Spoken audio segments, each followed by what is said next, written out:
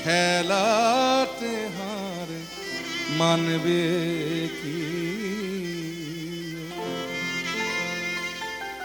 আহা তোমার সঙ্গে প্রাণের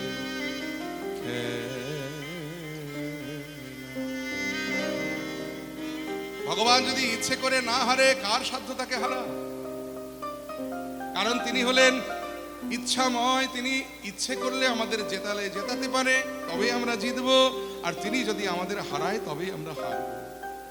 কারণ ভগবান হারালে কেউ জেতাতে পারে না।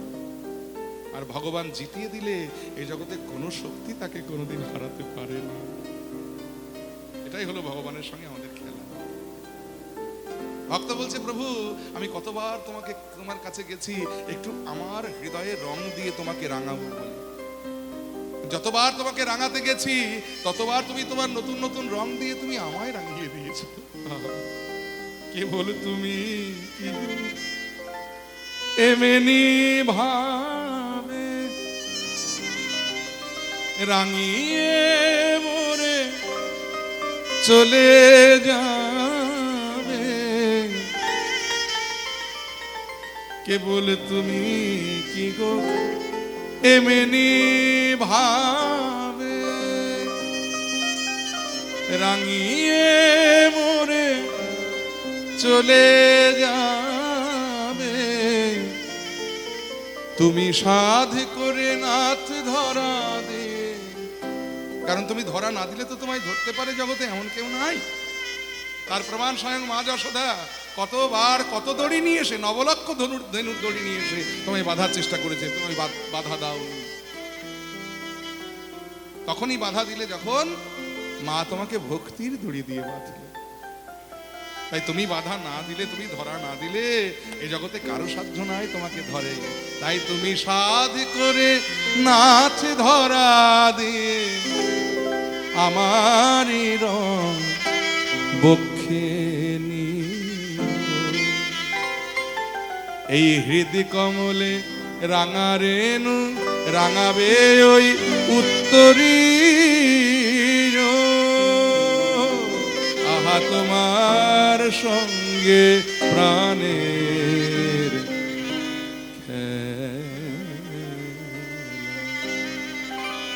প্রিয় আমার ওগো প্রিয়। আজও খেলছেন ভগবান। বৃন্দাবনের গোষ্ঠ গোচারণ। আর এই খেলাটা যিনি দর্শন করেছেন, তিনি বাংলার একজন বিখ্যাত কবি। তিনি হিন্দু ছিলেন, মুসলমান কুলে জন্মেছিলেন, মহাপ্রভুর আন্দোলনের ভাষা ছিল, যার নাম ছিল নাসির। মহাপ্রভু এটাকে এত ভালোবাসতেন যে একদিন প্রসঙ্গক্রমে বলে ফেলেছিলেন যে নাসির মামুদের গ্রামের একটা কুকুরও আমার। নাসির মামুদ অনেক বলে সেই নাসির মামুদের রচিত পদাবলী তিনি ভাবযোগ্য নয়নে ভগবানের খেলা দর্শন করলেন এবং দর্শন করে তিনি কলম দিলেন কি বা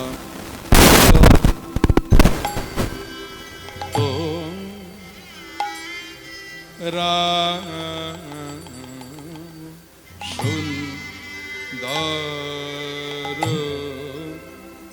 শ্যাম আহামুখ মূরতি মধুর ধাম কিবা খেল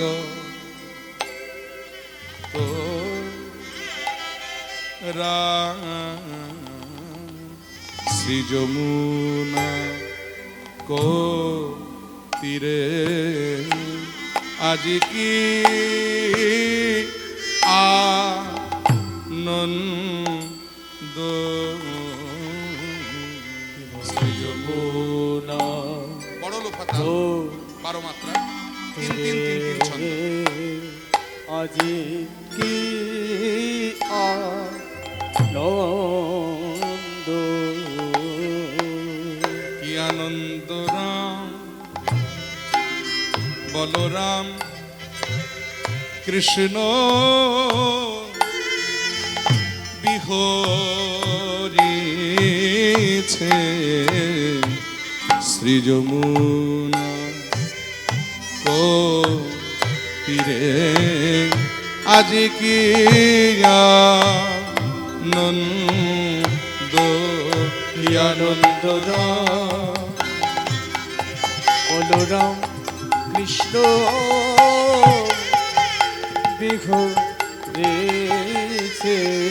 বিহরিছে আহির বালক ও শনে আমাদের রাম কৃষ্ণ বিহরিছে আহির বালক শনে আমাদের রাম কৃষ্ণ বিহরিছে আহির বালক শনে শ্রী যমুনা তীরে আজি কি আনন্দ খেল তো রাম সুন্দর শ্যাম মোহন মূরতি মধুর ধাম পাচনি কাচনি বেত্র বেনু মুরলি খুরলি কানরি আহা প্রিয় শ্রীদাম সুদাম মেলি তপন তনয়া তীরে কেলি রে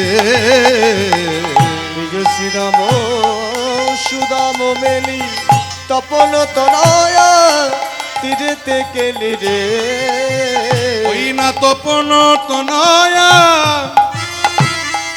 তপন তনয়া তপন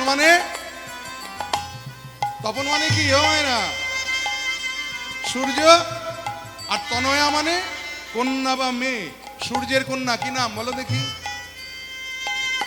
সূর্যের ছেলের নাম কি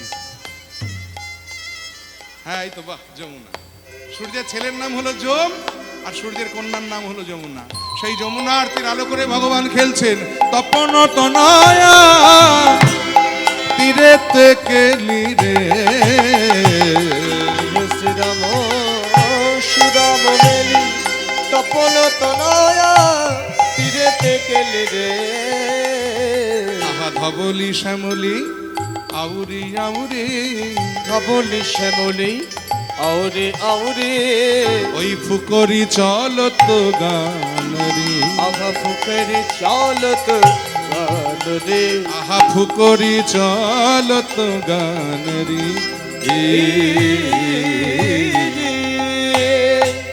বয়সে কিশোর মোহনভাব এই দেখুন যিনি খেলার নায়ক আজকে তার রূপের বর্ণনা দিচ্ছেন পদকর্তা তাকে দেখতে কেমন ওই যে বয়সে কিশোর মোহনভাব আরে বদন ইন্দু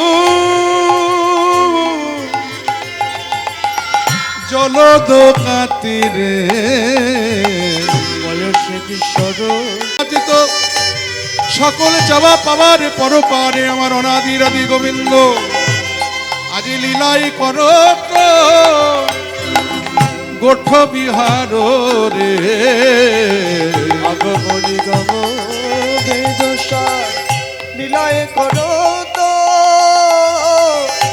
গুঠু বিঘার রে আহা নাসির মামুদ কর তোয়া নাসির মামুদ করো তোয়া ওই নাসির মামুদ কর তোয়া নাসির মামুদ করো তোয়া চরণে শরণ দান রে শরণে শরণ গান রে আহা চরণে আর কিছু চাই না শরণে শরণ তোমার চরণ বিনয় আর কিছু চাই না তোমার চরণ বিনয়ার কিছু চাই না যেন দিও না যেন দিও না আমি চাইলেও যেন আমায় দিও না আমি চাইলেও যেন দিও না আমি হয়তো চাইলেও কিছু চাইতে পারি, চাইলেও যেন আমায় দিও না। চাইলেও কিছু চাইতে পারি, চাইলেও যেন দিও না। আর হে গোবিন্দ, আর একটি কথা তোমায় জানিয়ে রাখি এই বেলা, কারণ আর বলা হয় কি না হয়, এই বেলা তুমি মন দিয়ে শুনে রাখো কথাটি কি জানো? আমি যবন বলে যেন দূরে ঠেলো না, আমি যবন বলে যেন দূরে ঠেলো না। ও হে গোঠ বিহারী, হে বংশীধারী, যবন বলে যেন দূরে ঠেলো না।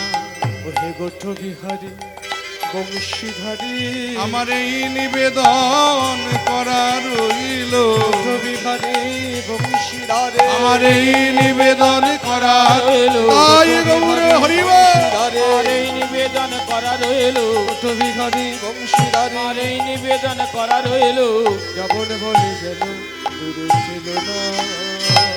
এই ভগবান খেলছেন বংশী বটের নিচে, যমুনার তীর আলো করে গোষ্ঠ গোচারণ, আলো করে ভগবান সখাদের সঙ্গে বিনোদ খেলায় মত্ত, আর ওদিকে ব্রহ্মলোকে বসে ব্রহ্মা মনে মনে চিন্তা করছে যে বৃন্দাবনের বনে বনে গরু চড়িয়ে বেড়ায়, রাখালদের সঙ্গে খেলা করে বেড়ায়, তাদের কাঁধে চড়ে, তাদেরকে কাঁধে করে, আবার তাদের খাওয়া এটো মানে উচ্ছিষ্ট বদনে দেয়, ও নাকি ভগবান। ভগবান কেন এরকম হবে? ভগবান তো কারো কাঁধে করেন না, ভগবান তো কারো কাঁধে চড়েন না, ভগবান তো গরু চড়ান না, ভগবান তো কখনো কারো এটো খান না। তুমি নিজেকে ভগবান বলছো, তুমি কেমন ভগবান? দাঁড়াও আমি তোমায় পরীক্ষা করব। অজ্ঞানতার অন্ধকারে মত্ত হয়ে ব্রহ্মা ভগবানকেই, মানে তার যিনি সৃষ্টিকর্তা, তাকেই পরীক্ষা করবার জন্য তিনি যমুনা পুলিনে নেমে এলেন। কারণ ব্রহ্মা ভুলে গেছেন যে তার সৃষ্টি হয়েছে ভগবানের নাভিপদ্ম হতে। ভগবান ব্রহ্মাকে দায়িত্ব দিয়েছিলেন সৃষ্টি করবার জন্য, এই জন্য ব্রহ্মাকে বলা হয় সৃষ্টিকর্তা। কিন্তু ব্রহ্মা নিজেই ভুলে গেছেন যে তার সৃষ্টিকর্তা স্বয়ং ভগবান। অতএব এই সৃষ্টির অহংকারে, সৃষ্টির নেশায় মেতে ব্রহ্মা নিজেই নিজেকে এত বড় ভাবতে লেগেছে যে ভগবানকে পরীক্ষা করবার জন্য তিনি নেমে এসেছেন যমুনা পুলিনে। আর এসেই তিনি প্রথমে কি করলেন? ভগবানের ধেনুবৎসগণকে চুরি করে গিরি গোবর্ধন পাহাড়ের গুহাতে লুকিয়ে রাখলেন। ভগবান খেলতে খেলতে হঠাৎ গোচারণে তাকিয়ে দেখে একটা ধেনুবৎস নয়, কোথায় গেল? এই শ্রীদাম, সুদাম, ও সুদাম, সুবল, তোরা একটু এখানে দাঁড়া দেখি, আমি আগে আমার ধবলি শ্যামলীকে খুঁজে আসি। এই বলে ভগবান সখাদেরকে বংশী বটের নিচে রেখে অমনি ওই ধেনুবৎসগণকে খুঁজতে যেমনই গভীর বনে প্রবেশ করেছে, আর সেই সুযোগে ব্রহ্মা ভগবানের রাখালগণ মানে সখাগণকেও চুরি করে গিরি গোবর্ধন পাহাড়ের গুহাতে লুকিয়ে রেখেছে দ্বার রুদ্ধ করে। ভগবান তন্ন তন্ন করে খুঁজেও যখন কোনো ধেনুবৎসকে পেলেন না, খালি হাতে ফিরে এলেন বংশী বটের নিচে, আর এসে দেখছে সেখানে সখারাও নাই। বাবা, ওদিকে ধেনুবৎস নাই, এদিকে সখারা নাই, কোথায় গেল এরা সব? বড় চিন্তায় পড়লেন চিন্তামণি, আর চিন্তায় পড়ে তিনি নয়ন মুদে অন্তরে জানতে পারলেন সকলেই ওই ব্রহ্মার কার সাজি। ঈষৎ হাসলেন ভগবান যে ব্রহ্মা, অজ্ঞানতার অন্ধকারে মত্ত হয়ে তুমি আমায় পরীক্ষা করতে এসেছো যমুনা পুলিনে, এই বৃন্দাবনের মাটিতে। পরীক্ষা যখন তুমি আমায় করতে এসেছো, আমি তোমায় উচিত শিক্ষা দেব, দাঁড়াও। এই বলে ভগবান ইচ্ছাময়, সৃষ্টি স্থিতি প্রলয়ের মালিক, ঈশ্বর পরম কৃষ্ণ, সচ্চিদানন্দ বিগ্রহ, অনাদিরাদি গোবিন্দ সর্ব কারণ কারণম, সেই ভগবান তিনি নিজের অঙ্গ থেকে নিজের ইচ্ছাতে সৃষ্টি করলেন সেই রাখালগণ আর ধেনুবৎসগণকে। তাদের নিয়ে গোচারণ হতে ঘরে ফিরলেন, পরদিন সকালে তাদের নিয়ে আবার গোচারণে এলেন, আবার ঘরে ফিরলেন, পরদিন আবার এলেন। এমনি করে চলতে লাগলো প্রায় 1 বৎসর কাল। আর এই 1 বৎসর কাল পূর্ণ হবার কিছুদিন পূর্বে ব্রহ্মা আবার ব্রহ্মলোক হতে যমুনা পুলিনে তাকিয়ে দেখছে যে সেখানে যাদের তিনি চুরি করেছিলেন সবাই আছে। অবাক হলেন ব্রহ্মা, তাহলে কি ওরা গুহা থেকে পালিয়ে এলো? এই ব্রহ্মা ছুটতে ছুটতে গিরি গোবর্ধন পাহাড়ের গুহাতে গিয়ে দ্বার উন্মুক্ত করে দেখছে সেখানেও আছে, আবার যমুনা পুলিনে তাকিয়ে দেখছে সেখানেও আছে। তাহলে এরা কারা আর ওরা কারা? এই চিন্তায় পড়লেন ব্রহ্মা। সঙ্গে সঙ্গে তিনি ধ্যানে বসলেন, আর ধ্যান যোগে জানতে পারলেন যে ইনি সেই পরম ব্রহ্ম শ্রী শ্রী নারায়ণ। আছাড় খেয়ে পড়লেন ব্রহ্মা ভগবানের রাতুরাঙা চরণ। চরণ দুটো জড়িয়ে ধরে নয়নের জলে বদন ভাসিয়ে ব্রহ্মা বলছেন, অপরাধ ক্ষমা করো ওগো প্রভু নারায়ণ, তোমার নাভি কমলে হয়েছে আমার জনম। তোমার নাভি কমলে হয়েছে আমার জনম। তাহলে তোমা হতে আমি জন্ম নিয়েছি, মানে তুমি আমার পিতা আর আমি তোমার পুত্র। এই জগতে পুত্র যদি পিতার চরণে অপরাধ করে, পিতা কি সেই অপরাধ গণ্য করে? হে পিতা, ছেলের অপরাধে বাবা না করে গ্রহণ, তুমি মোরে ক্ষমা করো এই নিবেদন। তুমি মোরে ক্ষমা করো এই নিবেদন। আমি তোমার চরণে অপরাধী, তোমার চরণে অপরাধী, তুমি আমায় ক্ষমা করো।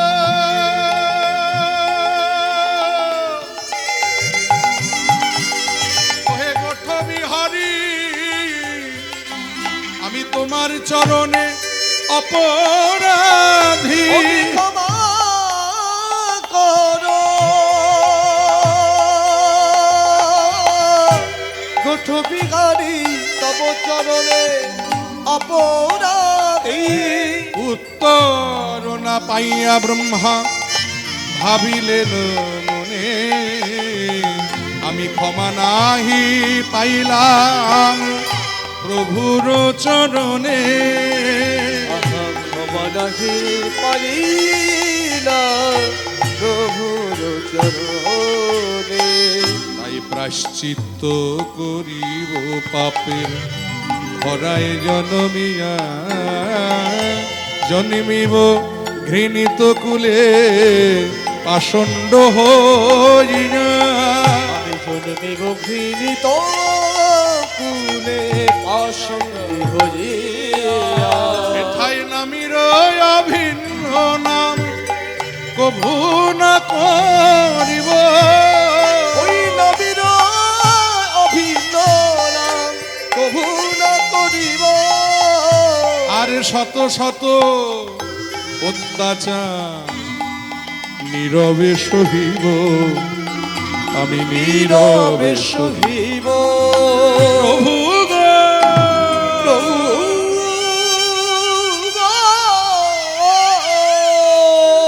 দয়াময়, দয়াময়,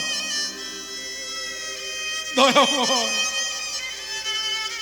আমি অপরাধ করেছি তোমার আতুল রাঙা চরণ, তুমি আমায় ক্ষমা করে দাও প্রভু, তুমি আমায় ক্ষমা করে দাও। ভগবান বললে, ব্রহ্মা তুমি যদি আমার চরণে অপরাধ করতে আমি তোমায় ঠিক ক্ষমা করে দিতাম, কিন্তু তা তো করনি, তুমি করেছো আমার ভক্তের চরণে অপরাধ।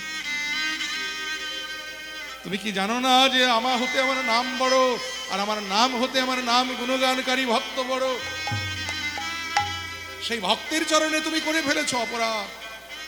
শুধু তাই নয় ব্রহ্মা, তুমি কি শোনোনি, অবজানন্তি মাং মূঢ় মানুষং তনুমাশ্রিত, যারা আমাকে নররূপে লীলা করতে দেখে মানুষের ন্যায় মনে করে, তুমিও তাদের মতো আমায় করেছো পরীক্ষা, আমায় করেছো অবজ্ঞা, তাই তোমায় দিলাম অভিশাপ, আগত জন্মে তুমি নরকুলে গিয়ে জন্মগ্রহণ।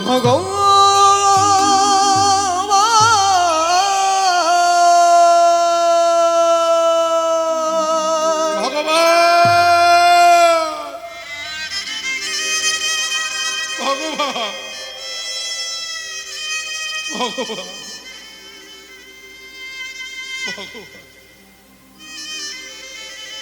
স্বয়ং সৃষ্টিকর্তা ব্রহ্মা আমি। আজ এসেছিলাম তোমার চরণে অপরাধ করে সেই অপরাধের প্রায়শ্চিত্ত করবার জন্য।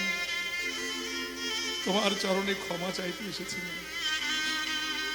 ক্ষমা তো পেলামই না, উল্টে পেলাম অভিশাপ। দাও প্রভু দাও, তুমি আমার অভিশাপ দাও। তাতে আমার কোনো দুঃখ নাই। আমি নরকুলে যাব, তাতেও আমার কোনো অসুবিধা নাই। তবে একটি প্রার্থনা আছে, রাখবে? বলে কি? এই জন্মে আমি যেমন তোমার লীলা মাহাত্ম্য জানতে না পেরে, বুঝতে না পেরে আমি তোমায় অবজ্ঞা করেছি, পরীক্ষা করেছি। কথা দাও ওই নরকুলে গিয়ে যেন আমার সেই ভুলটি না হয় ঠাকুর। আমি যেন নরকুলে গিয়ে তোমার লীলা মাহাত্ম্য জানতে পারি, বুঝতে পারি। তুমি দয়া করো, তুমি কৃপা করো। ভগবান হাসতে হাসতে বললে, ব্রহ্মা আমি এতদিন জানতাম যে তুমি বড় বোকা, কিন্তু আজকে লক্ষ্য করলাম যে তুমি বড়ই চালাক। তুমি নরকুলে গিয়ে আমার লীলা মাহাত্ম্য জানতে বুঝতে চাইছো। তাহলে আমার লীলা মাহাত্ম্য তুমি জানাবে কে? আমি ছাড়া? আস্তে ও মা, কথা বলো না। আমি ছাড়া আমার লীলা মাহাত্ম্য তোমায় জানাবে, বোঝাবে কে? তাহলে যে আমাকেও তোমার সঙ্গে ওই নরকুলে গিয়েই জন্ম নিতে হবে। ঠিক আছে, বাসনা যখন একবার করেছো, নাম যখন আমার ভক্তবান সকল্পতরু, আমি কথা দিলাম এই বৃন্দাবন ছেড়ে নদিয়ায় গিয়ে যেদিন আমি গৌরাঙ্গ হব, ব্রহ্মা তুমি সেদিন হবে ব্রহ্ম হরিদাস। আমার লীলা মাহাত্ম্য সর্বপ্রথম তুমি জানতে পেরে জগৎকে দান করবে, তবে জগৎ জানবে, তারা কেন? ব্রহ্মা বললেন, প্রভু এই জন্মে আমার চারখানি বদন, সেই চার বদনে তোমার নাম করে আমার বদনের স্বাদ মেটে না। কিন্তু নরকুলে গিয়ে তো আমি চারখানা বদন পাবো না প্রভু, সেখানে তো পাবো মাত্র একটি বদন। সেই এক বদনে তোমার নাম করে আমি কেমন করে বদনের স্বাদ মেটাবো? তাই আমায় আশীর্বাদ করো। এটার নামীর অভিন্ন নাম আমি কবু না করিব। আমায় আশীর্বাদ করো, আমি যেন সারা দিনে লক্ষ লক্ষ লক্ষ বার তোমার নাম বদন ভরে উচ্চারণ করতে পারি। ব্রহ্মা বললেন তথাস্তু, ভগবান বললেন তথাস্তু, তোমার বাসনা পূর্ণ হোক। তবে একটা কথা শোনো, তুমি আমার ধেনুবৎস রাখালগণকে চুরি করে তুমি যে আচরণ করেছো, তাতে তুমি যবনের পরিচয় দিয়েছো। তাই আগত কলিযুগে আমি যেদিন নদিয়ায় গিয়ে গৌরাঙ্গ হব, সেদিন তুমি মনুষ্য কোলে যাবে বটে, জন্ম হবে তোমার হিন্দু ব্রাহ্মণের ঘরে, কিন্তু পালিত হবে তুমি যবনের ঘরে, মুসলমানের ঘরে পালিত হবে। আর যে কৃষ্ণ নাম করবার জন্য তুমি আমার কাছে প্রার্থনা করছো, সেই কৃষ্ণ নাম করার অপরাধে তোমায় 22 বাজারে বেত্রাঘাত সইতে হবে।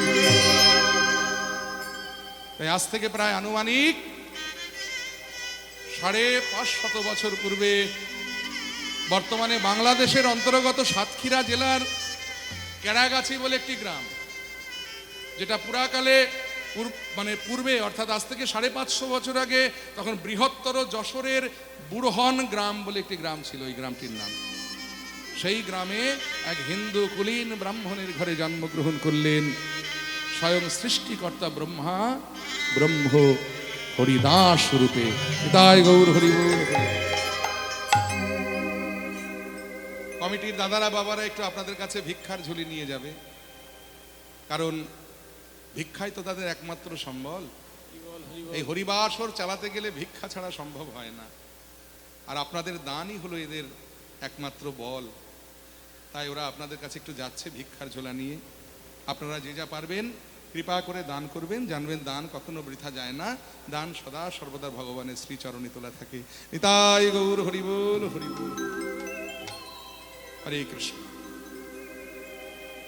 তাই আজ থেকে প্রায় আনুমানিক 550 বছর পূর্বে ওই বাংলাদেশের বৃহত্তর যশোরের বুড়হন গ্রামে ব্রহ্ম হরিদাস রূপে জন্মগ্রহণ করেছিলেন ব্রহ্মা, হিন্দু ব্রাহ্মণের ঘরে। আর তখনকার জন্মের পরে 3 দিন পরেই পিতৃবিয়োগ হয়ে গেল ওই ছোট্ট বালকটি, 3 দিন মাত্র বয়স, পিতৃবিয়োগ হয়ে গেল। আর তখনকার দিনে হিন্দু ব্রাহ্মণ সমাজের একটা কৌলিন্য প্রথা চালু ছিল। সেটা হলো যে যখন কেউ মারা যায় তার স্ত্রীকে সতী প্রমাণ করবার জন্য স্বামীর চিতা জীবন্ত তাকে জ্বালিয়ে দেওয়া হতো, যে প্রথাটার নাম ছিল সতীদাহ প্রথা। সেই সতীদাহ প্রথা অনুযায়ী ওই ছোট্ট বালকটির মাকেও পিতার চিতাতে জীবন্ত জ্বালিয়ে দিল সমাজপতিরা। 3 দিনের ছোট্ট শিশুটির কথা কেউ ভাবলো না।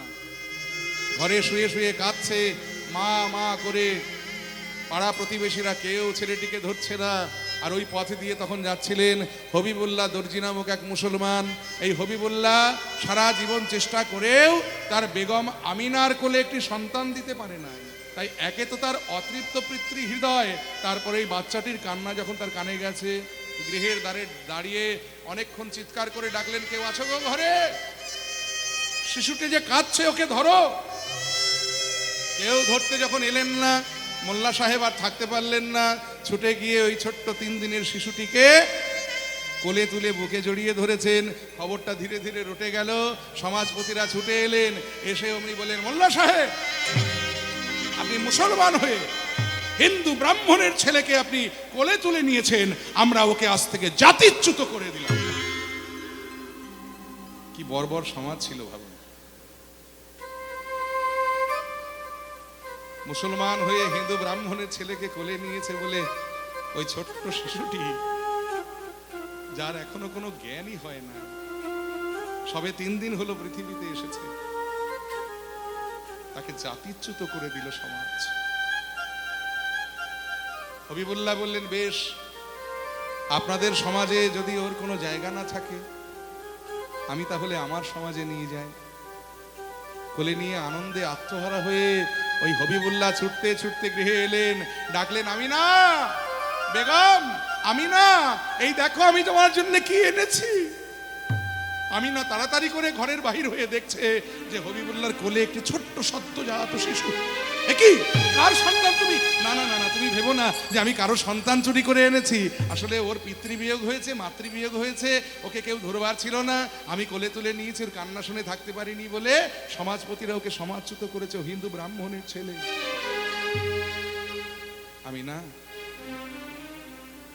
আমি তো শত চেষ্টা করে তোমার কোলে কোনোদিন একটা সন্তান দিতে পারি না, তুমি পারবে না এই ছোট্ট শিশুটিকে নিজের সন্তান মনে করে বড় করতে। আমিনা ছুটে গিয়ে পুত্রটিকে কোলে তুলে নিলেন, বদনে চুম্বন দিতে দিতে আদর করতে করতে বলছে, ও আমাদের ছেলে, আমাদের সন্তান। ওর নাম কি গো? তাই তো, ওর তো ত্রিকুলে কেউ নাই, সবাইকে হারিয়েছে, তাই আমরা ওর নাম দিই চলো হারেশ। নামকরণ হয়ে গেল। আমিনার হবিবুল্লাহর স্নেহে ধীরে ধীরে বড় হতে লাগলেন ছোট্ট হারেশ। ছেলেবেলা থেকে কৃষ্ণ নামে তার অগাধ প্রেম, অগাধ ভক্তি। কৃষ্ণ নাম শুনলে অঝরে নয়নের জলে বদন ভাসিয়ে কাঁদে। বয়স মাত্র 5 বছর তখন হবিবুল্লাহ চিন্তা করলেন, ছেলের মধ্যে এই যে হিঁদুয়ানি ভাবটা, এটা কাটিয়ে ফেলতে হবে। অতএব হাত ধরে আমি যখন নামাজে যাব, ওকে মসজিদে নিয়ে যাব, নামাজ পড়া অভ্যেস করাবো এখন থেকে, তাহলে এই কৃষ্ণ নাম আর শুনতে চাইবে না।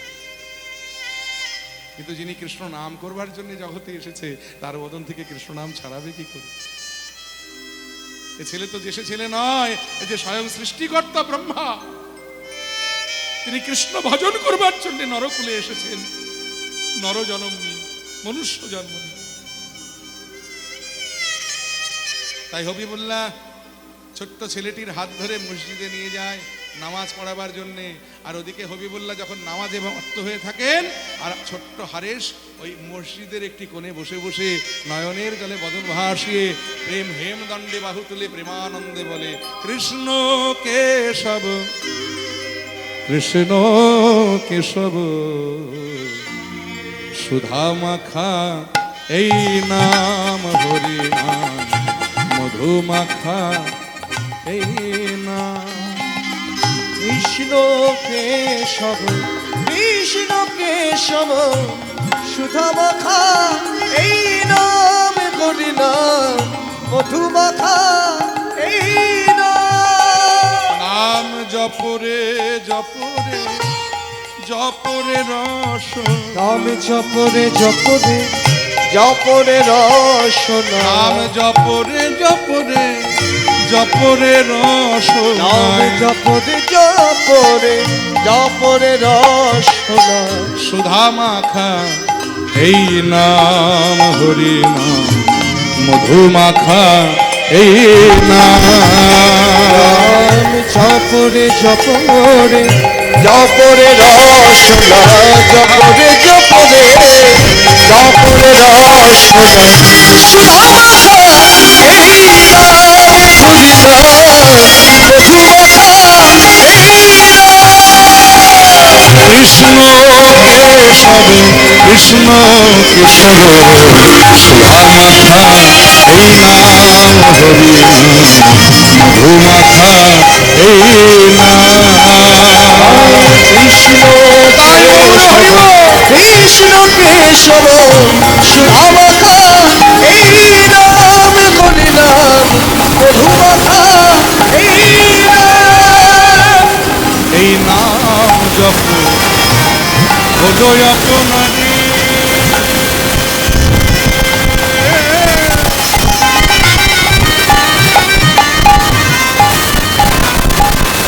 ভুলে যাও ভুলে যাও ভুলে যাও কে তুমি, কে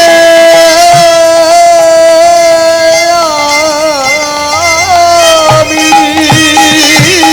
ভুলে যাওয়ার তৃষা প্রেম করা বাদে, জপরে জপরে জপরে রসনা, জপরে জপরে জপরে রসনা। নাম জপরে জপরে জপরে নাম রসনা, জপরে জপরে জপরে রসনা। সুধা মাখা এই নাম হরি নাম, মধু মাখা এই নাম। নাম জপরে জপরে জপরে রসনা, জপরে জপরে জপরে রসনা। সুধা মাখা এই নাম হরি নাম, মধু মাখা এই নাম। কৃষ্ণ কেশব কৃষ্ণ কেশব, সুধা মাখা এই নাম হরি নাম, মধু মাখা এই নাম। কৃষ্ণ কেশব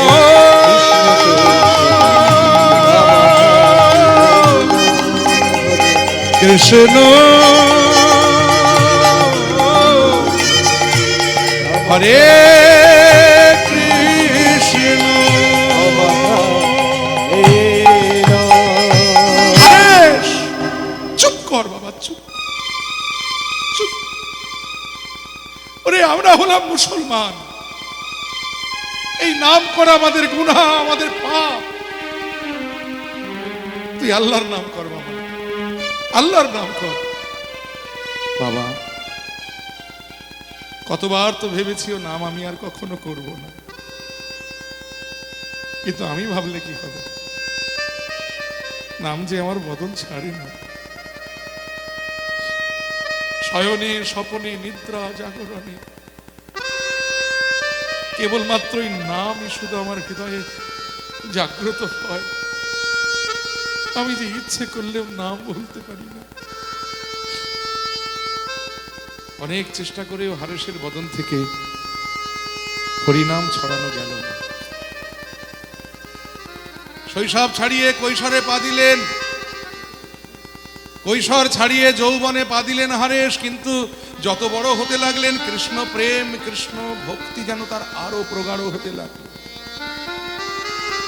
একদিন মুসলমান সমাজের দণ্ডমুণ্ডের যারা কর্তা তারা একত্রিত হয়ে সবাই মিলে বিচার সভা বসালেন, কারণ এই ছেলে সমাজের পক্ষে ক্ষতিকর। এই যদি সমাজে থাকে তাহলে এর দেখা দেখি আমাদের আর 5টা ছেলেও এর মতো হয়ে যাবে। ও জবন হয়ে হিন্দুয়ানি করছে, ওকে গ্রাম থেকে তাড়িয়ে দেওয়া হবে, বিধান হয়ে গেল। হবিবুল্লাহ কত কেঁদে বললেন, হারেস এখনো সময় আছে। আমি না হারেসের হাত দুটো ধরে বললে, বাবা কথা রাখ, অনেক সাধনার ফলে তোকে পুত্র রূপে পেয়েছি আমরা। কোনোদিন ভাবিনি যে আমরা কারো বদনে আমি মা ডাক শুনবো, কিন্তু তুই এসে আমার সেই অপূর্ণতা পূর্ণ করে দিয়েছিস। আর সেই তোকে হারাতে হবে শুধুই হরিনাম করার অপরাধে। এখনো সময় আছে বাবা, তুই নাম ছাড়। আমরা না হয় সমাজপতিদের হাতে পায়ে ধরে বুঝিয়ে সুঝিয়ে, তার হয় না মা। মাগো, বড্ড মায়ায় পড়ে গিয়েছিলাম এই সংসার বন্ধনে থেকে। সময় যখন হয়েছে আর সুযোগ যখন পেয়েছি মায়া মুক্ত হবার, আর তুমি আমায় মায়ার বন্ধনে জড়িও না মা। একটু বদন ভরে তার নাম করতে চাই, তাই আমায় বিদায় দাও। আমি চলে যাই, আমি চলে যাই, আমি চলে আমি চলে যাই,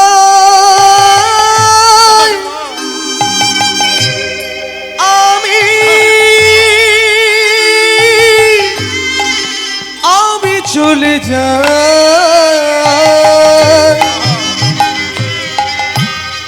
আমি চলে যাই। যাবার বেলা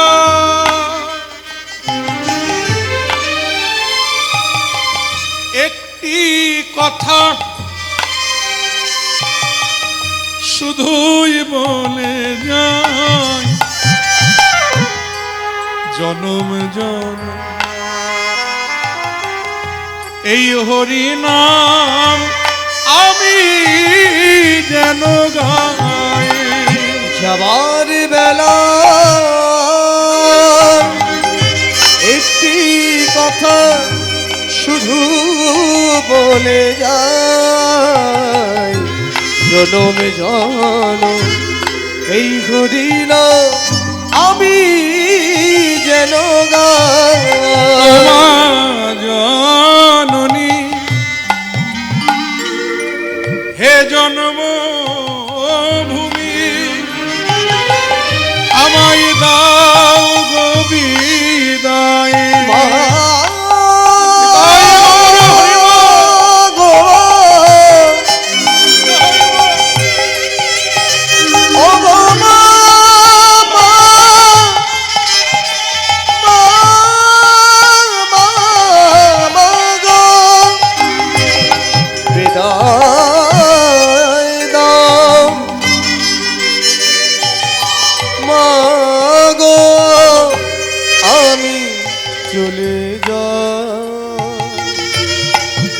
আমি চলে যাই, আমি চলে যাই।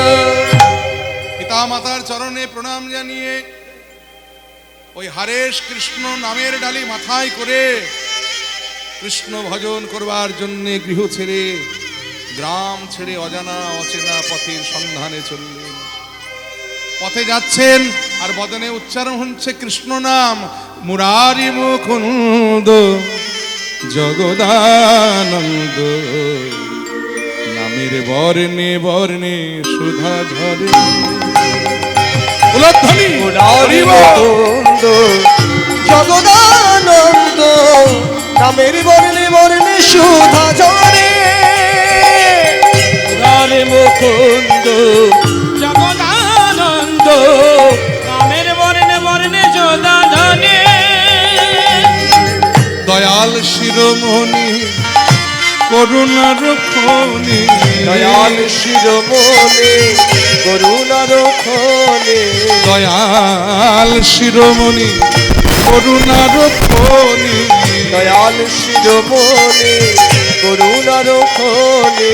এই বিশ্বময় চরাচরে বর্ণে বর্ণে সুধা ঝরে। মুরারি তাই গৌর হরি বল। জগদানন্দ,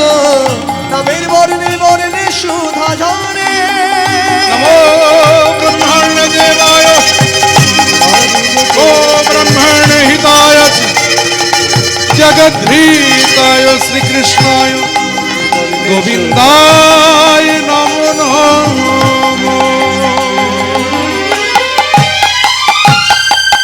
হুজুর হুজুর সকল জবন যে হিন্দু হয়ে গেল, হুজুর সকল জবন যে হিন্দু হয়ে গেল, এর একটা বিহিত করুন। বলে কেন, কি হয়েছে? মুসলমানের ছেলে হারেস, সে কিনা হিন্দুয়ানি করছে, কৃষ্ণ নাম করে জগৎ মাতিয়ে বেড়াচ্ছে, এর একটা বিচার করুন হুজুর। এই না হলে যদি আপনি যদি এর বিচার না করেন, এই যদি চলতে থাকলে তাহলে সকল জবন যে ধীরে ধীরে হিন্দু হয়ে যাবে, একটা বিহিত করুন হুজুর। গোরায় কাজীর দরবারে মুলুকপতি গোরায় কাজী গিয়ে নালিশ জ্বালালেন।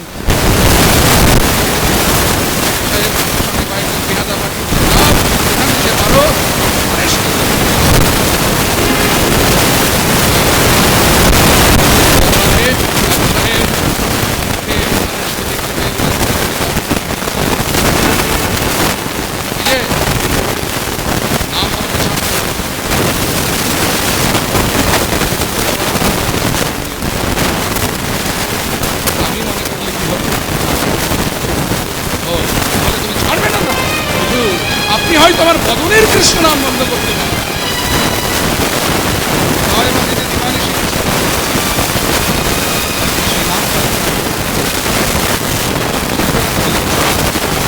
শাস্তি পেতে হবে। কে আছে? পান্ডুয়ার 22 বাজারে ওকে বেত্রাঘাত কর, পান্ডুয়ার 22 বাজারে নিয়ে গিয়ে এত মার মারবি যেন বদন থেকে হরিনাম ছেড়ে যায়। আর যদি ছাড়াতে না পারিস তাহলে মারতে মারতে ওকে মেরে ফেলবে। তা যদি না পারিস, জবন হয়ে যদি কেউ হিন্দুয়ানি করে,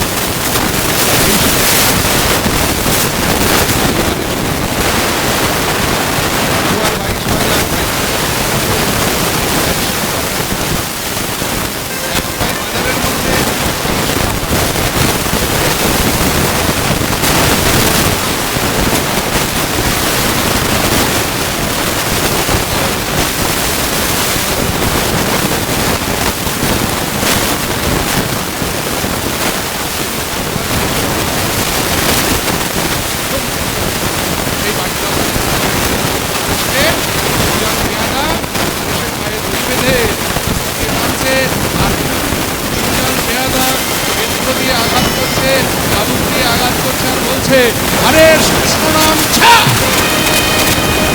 আরে কৃষ্ণ নাম ছা, আরে কৃষ্ণ নাম ছা। তালে বদন ভাসিয়ে আরে কাঁদছে আর বলছে, হে কৃষ্ণ, হে কৃষ্ণ, কৃষ্ণ নাম ছা, তুমি করুণাময়, তুমি করুণাময়। কৃষ্ণ নাম ছা, তুমি করুণা করো, তুমি করুণা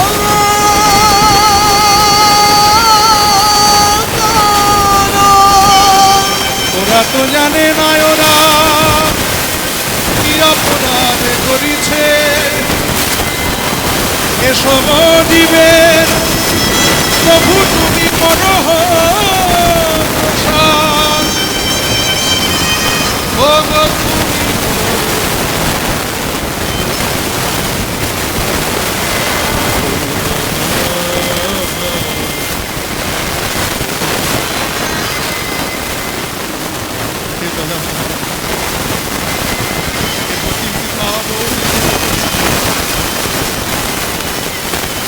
জানে না ওরা কি অপরাধ করছে। ওরা ভাবছে মৃত্যু আমায় মারছে, আমি যে আমার দেহটা তোমায় ছুটে দিয়েছি, দেহটা যে আমার নয়, এ দেহ যে তোমার দেহ, তাই আমায় শাস্তি দিতে গিয়ে ওরা যে বেত্রের আঘাতগুলি তোমার অঙ্গে করছে,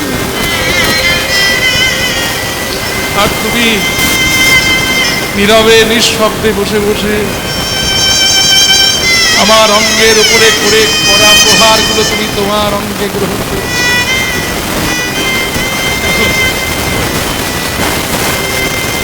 হরি আমারো মানুষ সন্তাপ নাশিতে ইথে যদি তোমার দুঃখ যদি আমার মানুষ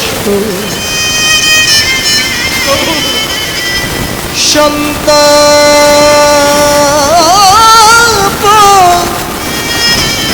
নাশিতে ইতে যদি তোমার দুঃখ তুমি আমারও মানুষ সন্তাপ নাশিতে ইথে যদি দুঃখ হরি আমার মানুষ সন্তাপ নাশিতে ইথে যদি তোমার দুঃখ আমার যা হবা তাই হবে তুমি কেন দুঃখ পাবে আবার যখন তাই হবে তুমি কেন দুঃখ পাবে সুখে থাকো হে সুখময় যদি আমার মানুষ সন্তাপ নাশিতে ইথে যদি তোমার দুঃখ আমায় ফেলে বন্ধুহীন দেশে কোথা রইলে হরি কোথা রইলে বসে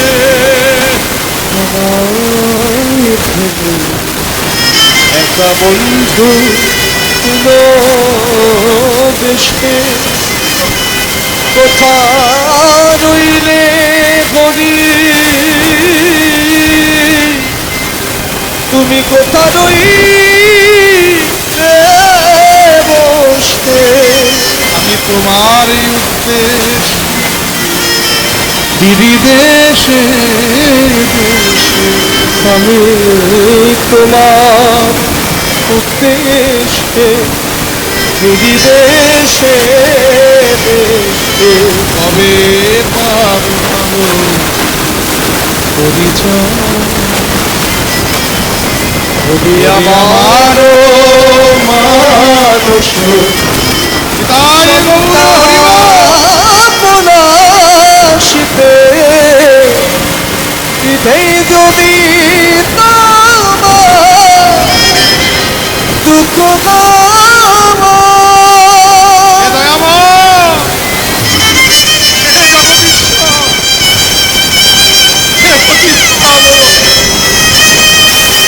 ওরা জানে না ওরা কি অপরাধ ওরা তো অবধ ওরা তো নির্বোধ। তুমি ওদের ক্ষমা করে দিও তুমি ওদের ক্ষমা করে দিও। পেয়াদারা, শরীরে আর বল না, সব ক্লান্ত হয়ে বসে পড়েছে। একে অপরে বলাবলি করছে। শুরু না করে